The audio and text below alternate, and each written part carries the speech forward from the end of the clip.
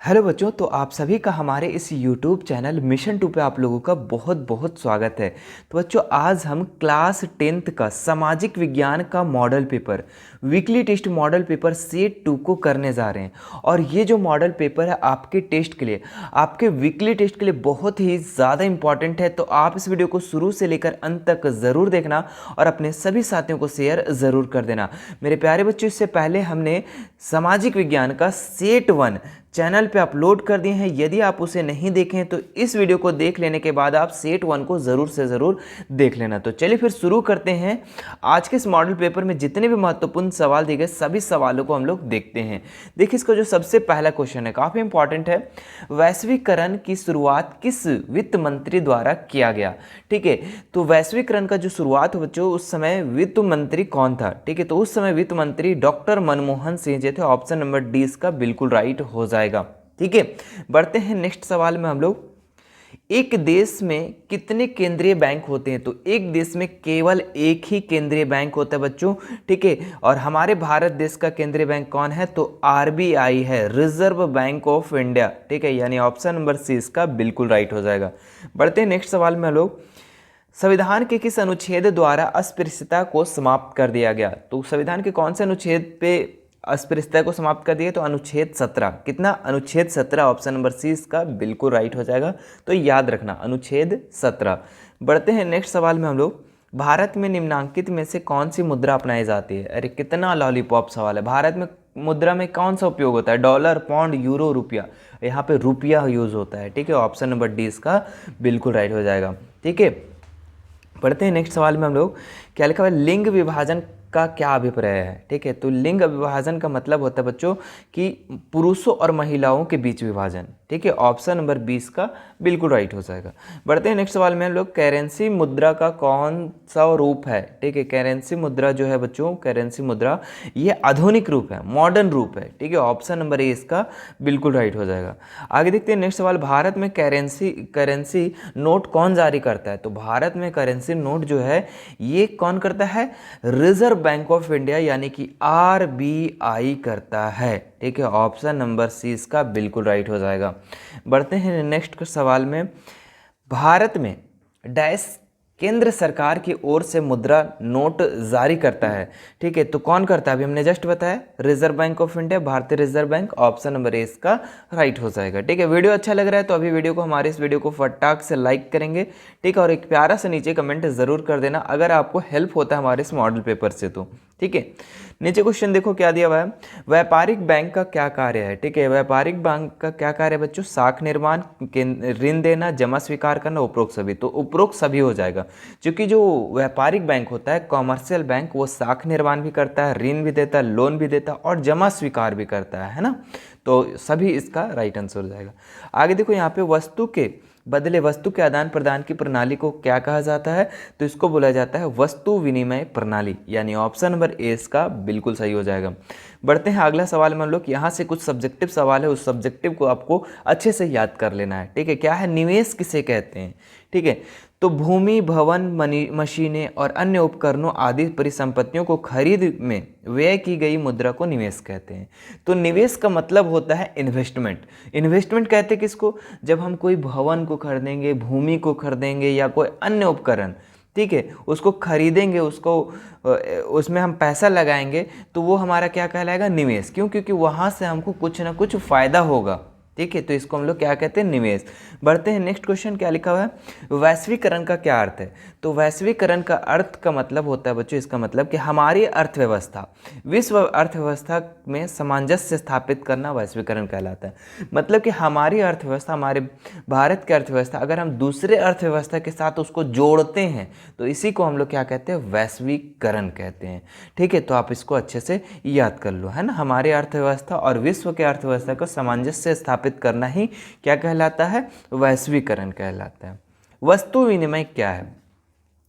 तो जब चीजों को लेन देन बिना मुद्रा के प्रयोग से आपस में ही हो जाता है तो ऐसी व्यवस्था को वस्तु विनिमय कहा जाता है। मतलब कि जब कोई भी वस्तु को हम लोग लेन देन करते हैं बिना मुद्रा का, बिना पैसा का, ठीक है, तो उसको हम लोग क्या कहते हैं? वस्तु विनिमय। जैसे कि मुझे, ठीक है, धान की आवश्यकता है और आपके पास धान है, ठीक है, और आपको गेहूं की आवश्यकता है और हमारे पास गेहूं है, तो हम लोग अदला बदली कर लेंगे बिना पैसा का। ठीक है, तो इसी को हम लोग क्या कहेंगे, वस्तु विनिमय कहेंगे। क्लियर है। नेक्स्ट देखो, साख से आप क्या समझते हैं, काफ़ी इंपॉर्टेंट सवाल है। साख एक ऐसा समझौता है जिसके तहत ऋणदाता उधारकर्ता को धनराशि, वस्तु एवं सेवाओं के इस आश्वासन पर उधार देता है कि वो भविष्य में उसका भुगतान कर देगा। साख का मतलब ये होता है बच्चों, एक विश्वास होता है। ये क्या है, एक तरीके से एक विश्वास है, एक समझौता है ये। ठीक है, जिसके तहत ऋणदाता उधारकर्ता को धनराशि एवं वस्तु एवं सेवाएं आश्वासन पर, इस आश्वासन पर उधार देता है। मतलब कि कोई भी इंसान किसी को धनराशि या फिर उधार इसलिए देता है, इस भरोसे देता है कि वो भविष्य में उसका भुगतान कर देगा। ठीक है, इसी को हम लोग क्या कहते हैं, साख कहते हैं। तो अच्छे से इसको अच्छे से याद कर लेना। आगे देखते हैं नेक्स्ट वाले, यहाँ पे 2 कारण बताएं कि क्यों सिर्फ जाति के आधार पर भारत में चुनावी नतीजे तय कर नहीं कर सकते। ठीक है, तो क्यों इसका क्या कारण है। ठीक है, तो यहाँ पे देखिए क्या क्या है पॉइंट। देश के किसी भी एक संसदीय चुनाव क्षेत्र में किसी एक जाति के लोग का बहुमत नहीं है। ठीक है, ऐसा ही नहीं है, भारत क्या है, धर्मनिरपेक्ष है। यहाँ पे सभी जाति लोग रहते हैं, सभी धर्म के लोग रहते हैं ना। इसलिए हर पार्टी उम्मीदवार को चुनाव जीतने के लिए एक जाति और समुदाय से ज़्यादा लोगों का भरोसा हासिल करना होता है। ठीक है, तो ये आपका पहला पॉइंट हो गया। दूसरा पॉइंट क्या है आपका, कोई भी पार्टी किसी एक जाति के समुदाय के सभी लोगों को वोट हासिल करने नहीं कर सकती। जब लोग किसी जाति के विशेष किसी एक पार्टी का वोट बैंक कहते हैं, तो इसका मतलब होता है कि उस जाति का ज़्यादातर लोग उसी पार्टी को वोट देते हैं। ठीक है, तो ये आपका दूसरा पॉइंट है। तो आप दोनों पॉइंट को अच्छे से याद कर लेना। आगे देखते हैं, उदारीकरण और निजीकरण से आप क्या समझते हैं। उदारीकरण और निजीकरण में अंतर स्पष्ट करें।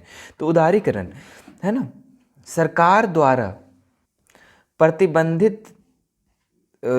प्रतिबंधों को हटाने की प्रक्रिया को उदारीकरण कहते हैं। उदारीकरण किसको कहते हैं, जो सरकार द्वारा जो प्रतिबंध लगा हुआ है उसको हटाने की जो प्रोसेस होता है उसी को क्या कहते हैं, उदारीकरण कहते हैं। और निजीकरण किसको कहते हैं, है ना। निजीकरण से आशय ऐसे औद्योगिक इकाई के स्वामित्व को निजी क्षेत्र से हस्तांतरित कर देना जो अभी तक सरकारी स्वामित्व तथा नियंत्रण में हो। तो निजीकरण का मतलब वो है कि जो सरकारी नियंत्रण में है, जो सरकार के अंदर में है, उसे एक प्राइवेट इंसान के हाथ में दे दिया जाए। ठीक है, स्वामित्व उसका जो चेंज हो जाए, निजी लोग के अंदर में आ जाए, तो उसको हम लोग क्या कहेंगे, निजीकरण कहेंगे, है ना, प्राइवेटाइजेशन। ठीक है, तो आप अच्छे से याद कर लेना। अभी दोनों में अंतर क्या है ये भी आप यहाँ पे देख लो। उदारीकरण एक व्यापक अवधारणा है। दूसरा पॉइंट है, उदारीकरण विकास के हर क्षेत्र में लागू की जा सकती है। बिल्कुल, उदारीकरण निजीकरण का अंग नहीं है। चलिए सीखे। उदारीकरण में शासकीय नियंत्रण के अधीन उद्योगों को पूर्ण रूपेण विकसित करने का अवसर प्रदान किया जाता है। तो ये चारों पॉइंट आप उदारीकरण के अंतर्गत लिख सकते हैं। अब निजीकरण का देख लो। निजीकरण जो है ना, एक संकुचित है, मतलब ये एक छोटा उदाहरण है। उदारीकरण बड़ा था, लेकिन यह क्या है, संकुचित है। खा नंबर देखो, निजीकरण विकास के हर क्षेत्र में आसानी से नहीं अपनाया जा सकता। निजीकरण को हर जगह हर क्षेत्र में आसानी से अपनाया नहीं जा सकता। ठीक है, अगला देखो, निजीकरण उदारीकरण का अंग नहीं है। ठीक है, आगे देखो यहाँ पे, निजीकरण में पूर्ण स्वामित्व एवं नियंत्रण हेतु व्यक्ति पूर्णतः स्वतंत्र होता है तथा लाभ हानि स्वयं वहन करता है। ठीक है, तो आप दोनों पॉइंट को आप अच्छे से याद कर लेना है। ठीक है, देख लो, स्क्रीनशॉट ले सकते हैं आप यहाँ से, उदारीकरण का, और ये रहा निजीकरण का। अब आगे देखते हैं हम लोग नेक्स्ट सवाल क्या लिखा हुआ है। जीवन के उन विभिन्न पहलुओं का जिक्र करें जिनमें भारत में स्त्रियों के साथ भेदभाव होता है या वह कमजोर स्थिति में होती है। ठीक है, तो देखिए इसका आंसर क्या लिखा हुआ है।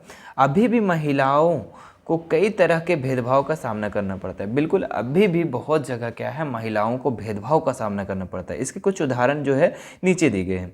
जैसे यहाँ पे देखो, पुरुषों की साक्षरता दर 76% है, जबकि महिलाओं का कितना है, 54%। मतलब अभी भी जो महिला लोग हैं वो पीछे है। आगे देखो, ऊंचे पदों पर बहुत कम महिलाएं देखने को मिलती है। बिल्कुल, ऊंचे जो पद हैं वहाँ पे महिला जो है बहुत ही कम देखने को है। कई जगह पर पुरुषों की तुलना में महिलाओं का वेतन कम होता है। पुरुषों की तुलना में महिलाओं का प्रतिदिन अधिक घंटे में काम करना पड़ता है। ठीक है। तो यहाँ पे देखिए आप 2 पॉइंट से आपको समझ में आ रहा है कि महिलाओं के साथ अभी भी भेदभाव किया जा रहा है। ठीक है, जैसे कि आप अभी ही देख लेंगे कि लेबर का भाड़ा देखेंगे तो 50 रुपया 60 रुपया आपका जेंट्स का ज़्यादा होता है और लेडीज़ लोग का कम होता है। तो यहाँ पे भी भेदभाव हो रहा है कि नहीं हो रहा है, भले ही दोनों काम सेम कर रहे हैं, है ना। आगे देखिए नेक्स्ट है, आज भी ज़्यादातर परिवारों में लड़कियों की तुलना में लड़कों को अधिक प्रश्रय दिया जाता है। कन्या भ्रूण हत्या के कई मामले सामने आते हैं। ठीक है, अभी भी जो है लड़कों को ज़्यादा वैल्यू दिया जाता है, ठीक है, लड़कियों की अपेक्षा, इसलिए यहाँ पे कन्या भ्रूण हत्या हो जाता है। ठीक है, जन्म लेने से पहले उसे मार दिया जाता है। इसलिए भारत का लिंग अनुपात महिलाओं के पक्ष में बिल्कुल नहीं है। ठीक है, आगे देखो यहाँ पे महिलाओं पर होने वाले अत्याचार के मामले बढ़ते ही जा रहे हैं। ऐसी घटना घर में भी होती है और घर के बाहर भी होती है। ठीक है, तो ये सारे पॉइंट को आपको अच्छे से याद कर लेना है। चलिए अब कुछ एक्स्ट्रा प्रैक्टिस क्वेश्चन कर लेते हैं ताकि आपका टेस्ट अच्छा जाए और आपके प्रैक्टिस भी बना रहे और आपको फाइनल एग्जाम में भी काम आ जाए। क्या लिखा हुआ, वैश्वीकरण की नीति से किस क्षेत्र को लाभ नहीं हुआ? तो वैश्वीकरण से कौन से क्षेत्र में लाभ नहीं हुआ? तो कृषि क्षेत्र में, कृषि क्षेत्र में लाभ नहीं हुआ है। ऑप्शन नंबर ए इसका बिल्कुल राइट हो जाएगा। आगे देखो यहाँ पे, जब फोर्ड ने भारत में अपना विनिर्माण संयंत्र स्थापित किया तो उसने डैश के साथ सहयोग किया। किसके साथ किया? तो ये महिंद्रा और महिंद्रा, यानी कि Mahindra and Mahindra. Option number D इसका बिल्कुल राइट हो जाएगा। ठीक है, आगे देखिए नेक्स्ट वाला, टेलीकम्युनिकेशन का भाग इनमें से कौन सा है? ठीक है, तो फैक्स, टेलीफोन, टेलीग्राफ और उपरोक्त सभी। उपरोक्त सभी इसका ऑप्शन नंबर डी इसका बिल्कुल राइट हो जाएगा। ठीक है, तो ये था बच्चों आप लोगों का आज का जितना भी सेट में जितना भी सवाल था सभी सवाल का आंसर। ठीक है, मुझे आशा है कि आपको ये सेट पसंद आया होगा और आपको इस सेट से आपको एग्ज़ाम में काफ़ी, आपके टेस्ट में काफ़ी हेल्प होगा। ठीक है, अगर हेल्प होगा तो आप नीचे ज़रूर कमेंट करना और वीडियो को ज़्यादा से ज़्यादा, हमारे इस वीडियो को लाइक करना, शेयर ज़्यादा से ज़्यादा बच्चों तक आपको पहुंचाना है। ठीक है, बाकी कोई भी दिक्कत है हमारे Instagram, Telegram, WhatsApp group, WhatsApp channel, चारों सोशल मीडिया का लिंक मैं डिस्क्रिप्शन में डाल दे रहा हूँ, वहाँ से आप हमसे ऐड हो सकते हैं और बेझिझक कोई भी सवाल कर सकते हैं हमसे। ठीक है, चलिए, और आप लोग थोड़ा सा एक छोटा सा रिक्वेस्ट है, थोड़ा सा ज़्यादा से ज़्यादा वीडियो को शेयर करना है और वीडियो अगर इस वीडियो में पहली बार आए हो, इस चैनल पे पहली बार आए हो तो सब्सक्राइब कर लो। ठीक है, सब्सक्राइब कर लो और घंटी का बटन को भी दबा लेना। ठीक है, ताकि नई वीडियो मेरे जैसे है तो आपके पास नोटिफिकेशन चला जाए। ठीक है, चलिए मिलते हैं नेक्स्ट वीडियो में। Thank you so much.